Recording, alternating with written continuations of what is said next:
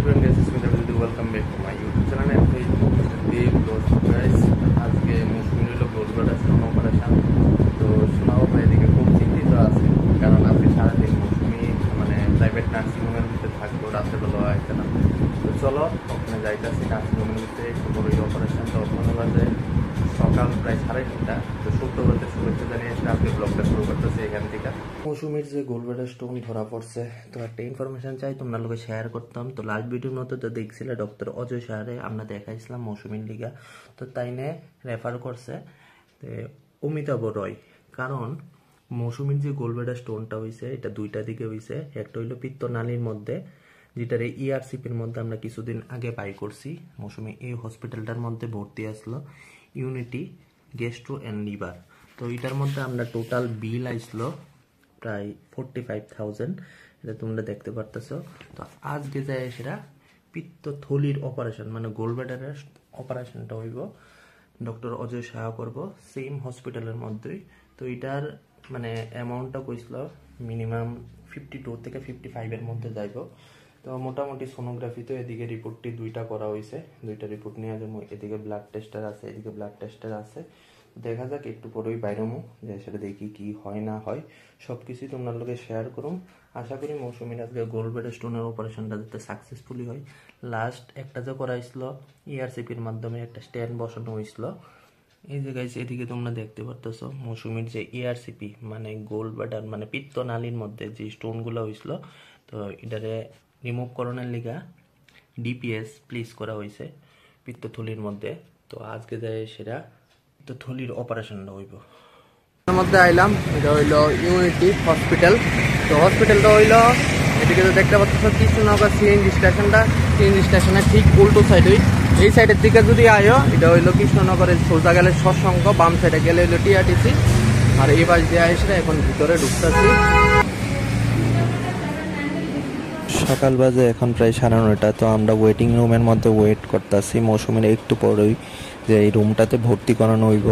তো দেখতে পারতেছি এটা 3 তলার মধ্যে বাবু ওই সাইডে বয়ে রয়েছে, আর মৌসুমীর ভিতরে নিয়ে ড্রেস চেঞ্জ করা হয়েছে। এই পাশের মধ্যে মৌসুমী এদিকে আছে, আর ওই পাশে যে দেখতে পাচ্ছি এদিকে অপারেশন হইব। তো মৌসুমীর ড্রেস চেঞ্জ করানো হয়ে গেছে, 1 ঘন্টা পরেই মৌসুমীর অপারেশন। ঘড়িঘাটায় বাজে প্রায় 3:30টার মতো। তো মৌসুমীর ওটি শেষ।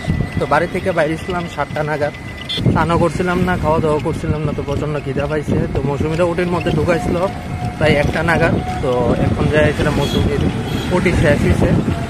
তো মৌসুমী হুশ আইতে একটু দেরি হইব। তো ততক্ষণ বাড়িতে এসে দেখি শোনা বাবা কি করে স্নান করুম, ভাত খামু, তারপর আবার আমো সন্ধ্যা নাগাদ। বাড়িতে এসে সর্বপ্রথম স্নান করলাম, ভাত খেলাম। এখন ঘড়িঘাটায় বাজে প্রায় 4:45টার মতো। তো সোনা বাবা একটু আগেই ঘুমাইছে, আর হ্যাঁ প্রায় সময় এমনি ঘুমাই। আর বাবু এদিকে বয়ে রইছে, কারণ হ্যাঁ যদি উঠা জায়গা তো হ্যারে পোলো করে নিয়ে এসে একটু বিকালবেলা একটু ঘুরাইতে নিয়ে যাইব। তার সন্ধ্যা বাজে এখন প্রায় 6:30টার উপর। তো মা কইতেছে মাও যাইব হসপিটালে মৌসুমীরে দেখতো। তো মা আর আমরা দুইজনেই টমটমের মধ্যে বয়ে গেলাম, যাইতেছি এখন হসপিটালের মধ্যে। তো আসার সময় শোনা ব্যাপারে সন্ধ্যার সময় টিফিন, দুধ আর বিস্কুট দেওয়া হয়েছে। হ্যাঁ এখন বাবুর লগে আছে, আর যদি কান্নাকাটি করে হ্যাঁ মামার বাড়িতে নেওয়া যাইব, কারণ মামার বাড়ির মধ্যে আরো 2টা বাচ্চা আছে, যেটা আমরা বৌদি আর পর্দাদার বাচ্চা। আর এদিকে মৌসুমী শুয়ে রয়েছে, কারণ অ্যানেস্থেসিয়ার যে প্রভাবটা এখনো হাত থেকে গেছে না। তো দেখা যাক কালকে সকালবেলা কি হয়। প্রায় 11:30। এদিকে এই জায়গাটারে খুব মিস করতেছে, কারণ সোনা বাবা আর মৌসুমী ঘুমাইতো, আর আমি এদিকে ঘুমাইছি না। আর সোনা বাবা সজাগ এই ঘরের ভিতরে, মা আছে এই ঘরের ভিতরে। দেখি সোনা বাবা তো মানে হ্যার মার আছে ঘুমানা। Good morning everyone guys, it's day 2। তো সকাল বাজে এখন প্রায় 9:30। তো সেটা বললাম এখন হসপিটালের মধ্যে। তো ভিজিটিং টাইম হলো 10টার দিকে। যে ডাক্তারবাবু মৌসুমীরে দেখতেছে তাই নাম হলো ডক্টর অজয় সাহা, যিনি গতকালকে মৌসুমীর গোলব্লাডার স্টোনের অপারেশন করাইছে। আর এদিকে তোমরা দেখতে পারতেছো অনেকগুলো স্টোন বাড়িছে। তো আমরা অপারেশনটা করাইছি মাইক্রো সার্জারিতে।